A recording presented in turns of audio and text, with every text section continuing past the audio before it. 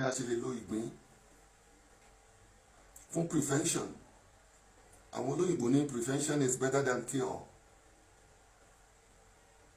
Wọ́n sọ níbẹ̀ pé ká mú ìgbín tó lómi nínú tó tóbi, ká já ìdí ẹ̀, ká máa gba omi rẹ̀ sínú cup. Tó bá ti ń yọ blue, ká gbé kúrò níbẹ̀. Ká wá mu omi yẹn lójú ẹsẹ̀ yẹn, ká wá òrombó àbí alum ká fi fọ ìgbín yẹn. Ká wá gé kéékèèké ká jẹ. Oògùn tí mo fẹ́ fún yìí mi ò ní yan kankan lẹ̀ ńbẹ̀. Bí mo ṣe bá lọ́wọ́ àwọn bàbá mi nìyẹn. Tán fi ṣe ìwòsàn, tán fi la ọ̀pọ̀lọpọ̀ nínú ìṣòro àìsàn stroke. Ẹ wò ó, tẹ́yìn bá ní stroke, ẹ lọ wá odidi ìgbín 6. Èyí tí mò ń sọ fún yín ní phase 2, mo ti sọ phase 1 no captions mi ètò kọjá lọ. Mo dẹ̀ ti sọ pé tẹ́ ẹ bá fẹ́ bá mi sọ̀rọ̀ tálà yìí ọ̀bá yé yín, ẹ pè mí sórí nọ́mbà yìí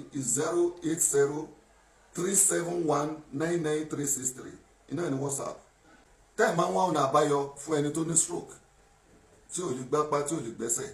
Tó bá ṣe pé left apá òsì ẹsẹ̀ òsì ni, nítorí pé bẹ́ẹ̀ ni heart wà, ó máa ń ṣòro púpọ̀. Ṣùgbọ́n oníṣègùn à ń gbìyànjú ni, Ọlọ́run ló máa ń wò yàn sàn. Ṣùgbọ́n tó bá jẹ́ right apá ọ̀tún àbí apá ẹsẹ̀ ọ̀tún, ẹ jẹ́ ká try rẹ̀. Kódà kẹnu rẹ̀ ọwọ́ sẹ́gbẹ̀ẹ́ kan báyìí, kọ́rọ̀ rẹ̀ ó dàrú kọ́ mọ́ lè sọ̀rọ̀ mọ́. Ẹ lọ wá odidi ìgbín 6. Ẹ bá ti rí ìgbín tó tóbi ńláńlá 6, ẹ kó sínú pot. Ẹ lọ wá ewé píà tútù, ewé guava tútù, ewé ẹ̀yìn olóbe tútù, ewé ìmẹ̀sù tútù, ewé efinrin tútù. Ọjọ́ 5. Tẹ́ ẹ bá ti rí ewé 5 ẹ kó lé lórí. Ẹ wá àlùbọ́sà ńláńlá 3 funfun ni o, àlùbọ́sà white kì í ṣe red o, àlùbọ́sà white. Ẹ wá 3 tó bá tóbi ẹ gé lé lórí. Ẹ wá òrombó bíi 6 tó tóbi ẹ gé lé lórí. Ẹ da omi ògì sí, ẹ wá sè é. Tẹ́ ẹ bá ti wá ń ṣe, ẹ wá lọ wá epo pupa bí ìlàjì agolo milk, bí ìlàjì agolo milk, epo pupa gidi ẹ dà sí.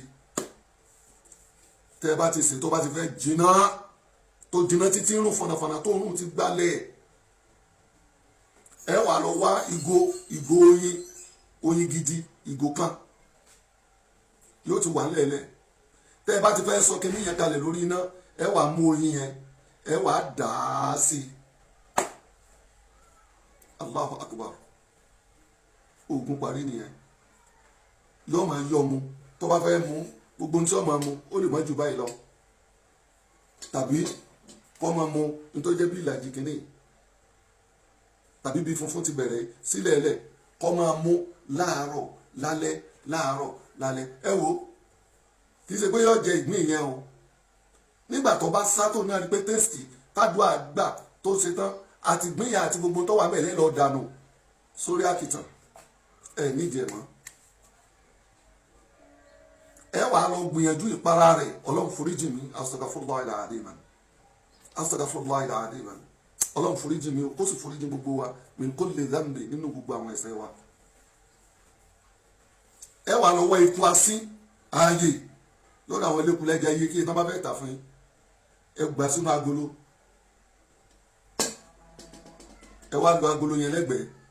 Ẹ wàá lọ wá kí lẹ́ ń pè é, adìẹ yẹn ìgò 2, ẹ dà sínú pot míì. Tẹ́ ẹ bá ti dá adìẹ yẹn sínú pot yẹn, ẹ gbé kaná tí ó gbá dáadáa, yóò ti fẹ́ lana. Ẹ wàá mú epo asín yẹn, ẹ jì, ẹ wàá sáré sọ epo asín yẹn síbẹ̀, ẹ dè pa. Mímọ́ ẹ̀rí Ọlọ́run. Ẹ lọ wo bí ojú àrò àti ibi tẹ́ ẹ bá ti ń ṣe, ẹni tí ọmọ kọ yànrà ẹ sọ ọ́ kalẹ̀. Tó bá tó bí ìṣẹ́jú 10, ẹ yọ epo asín yẹn kúrò nínú rẹ̀. Ṣé ẹ rí ibi tí ẹnu rẹ̀ wọ́ sí yẹn, kálẹ́nu ṣe báyìí ni. Ẹ wàá máa fọ́ kan adìẹ yẹn, ẹ máa fi wọ́ padà sí báyìí, ẹ máa fi wọ́ padà sí báyìí, tí ó fi padà síbi tí ó wà. ọwọ́ rẹ̀ àtẹsẹ̀ rẹ̀ yẹn ẹ wà mú adìẹ yẹn ẹ fi ra gbogbo ọwọ́ rẹ̀ àtẹsẹ̀ rẹ̀ kódà káwọn èèyàn wà nídìí ọ̀rọ̀ rẹ̀ mọ́ jàwọ́ ó ti bọ́ bí eyín nu àdúrà rẹ̀ ti gbà nu ẹ bẹ̀rẹ̀ sí lò ọlọ́run ló ní ìwòsàn lọ́dọ̀ ọmọ ẹ̀dá ń gbìyànjú ni ẹ tíráì rẹ̀ ẹ padà dúpẹ́ lọ́dọ̀ ọlọ́run mi ló ní fámìlì mi ló ní ìní fún oògùn yìí sílẹ̀ ohun tí náà ń jìnnà sí kí ọlọ́run ni ohun gbogbo kọ́ lówó ó lè fi egbòogi kan kalẹ̀ kẹ́ni tó lò ó kó rí àlàáfíà kó dẹ̀ rí ìdùnnú iṣẹ́ owó tó bìlíf pé o lè rí láyé kan fún